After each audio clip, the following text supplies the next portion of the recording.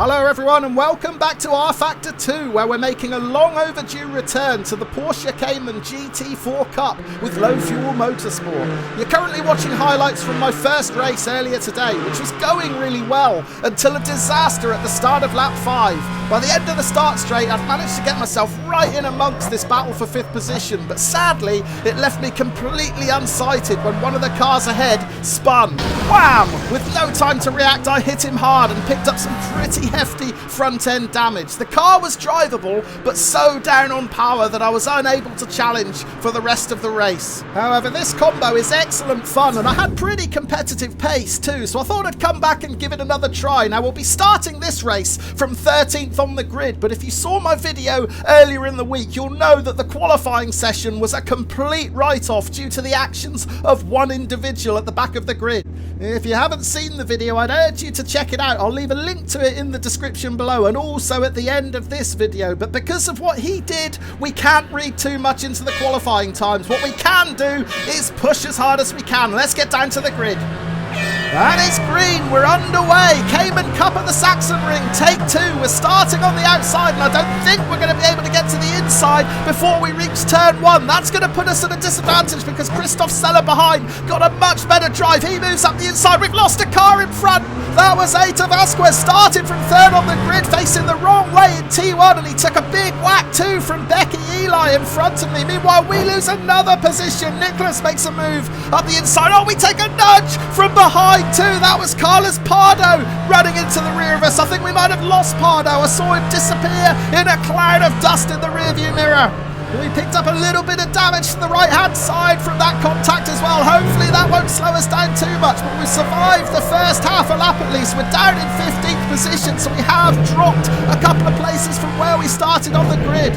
So not a good getaway for me at all, and to make matters worse, the 2 drivers directly behind me got off to absolute flyers. Christoph Seller was in 15th. He has made an absolute storming start. He's well into the top 10 already, and then Nicholas, who started 17th, he's got past me too. That's the car right in front of us now as we head down the waterfall. 2 corners to go before we end lap 1. Quick glance into the rearview mirror. We've got Vasco Duarte right behind us. Now, he started alongside us on the grid. He was 14th, so that's at least one driver we've managed to keep behind us for now. But he gets a much better line through the final turn. He's going to get some extra drive up the hill. Is he going to pick up enough toe to make a move? He's flashing his headlights. I'm going to have to ignore that and concentrate on trying to get to turn 1 before him. Duarte's going to have a look up the inside. I think we're just far enough ahead to get to the apex first. There's a car on the grass. He's rejoining. We have to adjust our line in the nick of time to avoid him. That was Javier Martinez. I'm just glancing to the rearview mirror to see if Duarte's got past him too, and he has. So a frantic first lap. Let's check out a replay of the start, and if you haven't seen my previous video, glance to the back of the grid now. You'll see the driver that I mentioned at the start of the video causing absolute chaos. Check out the link to the full video in the description below if you want to see more of his actions, but I'm happy to report that Low Fuel Motorsport acted swiftly with this driver's behaviour. He has been banned permanently. Now, I feel really sorry for all those drivers at the back of the grid who had their race ruined. Mercifully, I wasn't among them. I started just far enough forward that I wasn't involved in any of that. So let's pick up the highlights into turn 1, and we can see Eita Vasquez getting spun around, then getting tagged by Becky Eli. Thankfully, I just managed to avoid him, but I did pick up some damage a couple of corners later. Watch that white car. He's going to make a dive up the inside of Duarte, hits him, and then runs into me. I was really lucky I didn't get spun around there.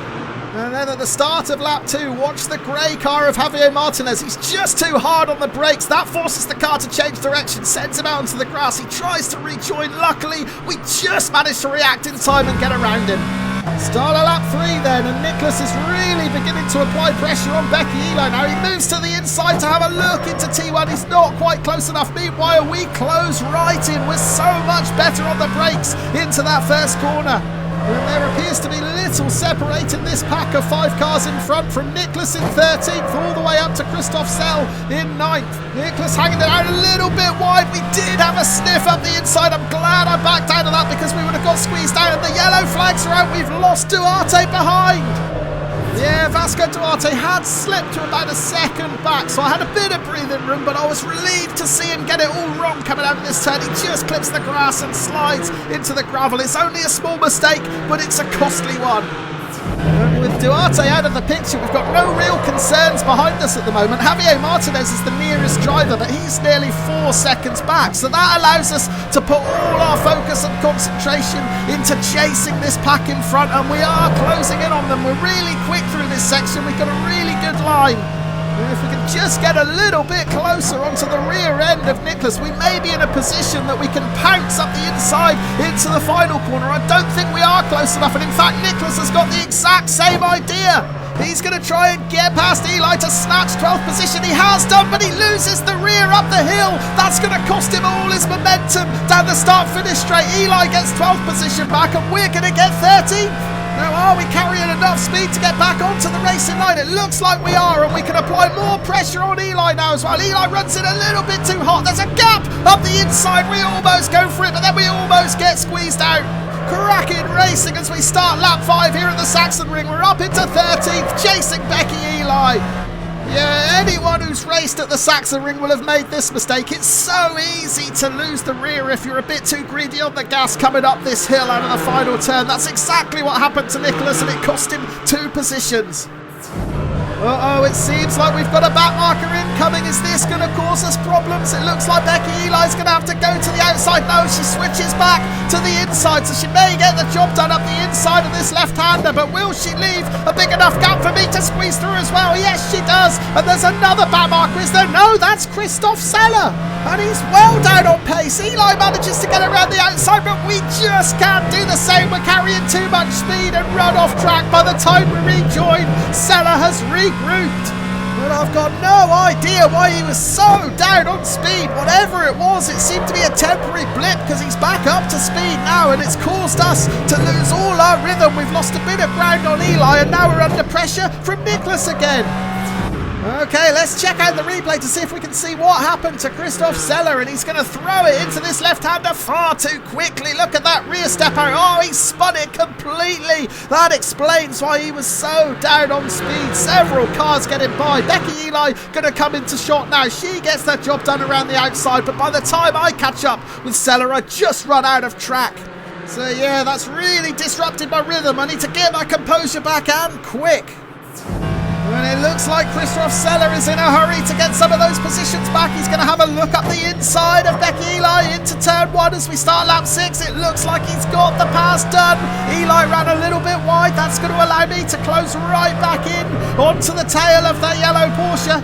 So normal service has resumed. We find ourselves challenging Eli once again. We're taking a tighter line, another little gap up the inside, but no real room to get through. However, it does help us apply some pressure on the car in front. And I just get the sense that I might be a little bit smoother through this section of the track. We've seen Eli get sideways a couple of times, and that is allowing me to build some momentum now. We're closing right in. We might be in a position to strike. In fact, we get too close. We have to get off the gas, or else we would have run into the rear of Eli there. Oh, that was a close call. We had such a good line going through that left-hander. So much more speed than the car in front, but ultimately nowhere to go. Yeah, here's the replay. I was trying to stay as close as I possibly could behind. My plan was to carry enough momentum to make a move down the inside of the waterfall into the penultimate turn, but I had to back out there. So yeah, we had to hit the abort button pretty urgently to avoid contact there. It has cost us a couple of tenths, but we've wasted no time in closing that gap back in. And as we hit the final turn to end lap 6, Eli gets a little bit sideways. The rear steps out, and that is such a speed killer down this start-finish straight. This is going to give us the opportunity to pull alongside and get past Becky Eli before we even make it to T1. We're up into 12th. And it could become 11th. Look at Seller. He's sideways through T1. He's made a right mess of that, and we are 11th. Yeah, let's take another look at this. He lost it really early, way before he made the apex. Now, I wonder if he might have shifted down a gear too early there, and that caused the rear to step out. Now, things quickly settled down after that, and I found myself in a fairly lonely 11th position for the majority of the race. That is until the final 5 minutes, when I suddenly started closing the gap on Pablo Suarez in 10th. His 4-second advantage had dropped to 1.5 seconds until I made this big mistake going into the left-hander out really wide, couldn't find the grip I needed, and ended up in the gravel, undoing a lot of my good work. But yeah, the front right tyre has taken a bit of a roasting during the course of this race, and that, combined with me pushing extra hard to try and close the gap on Suarez, cost me dearly there. However, we're going to rejoin the live action towards the end of lap 13, where once again we've started to claw our way back onto the rear end of Suarez's Porsche. After I made that mistake a lap ago, he had a 2.5 second advantage. Now it's just 0.4 of a second, and it's going to come down even more because he's got it all wrong going through the final turn. He's managed to get on the gas going up the hill, so we're not going to be in a position to pass, but we are going to be in a position to apply all kinds of pressure.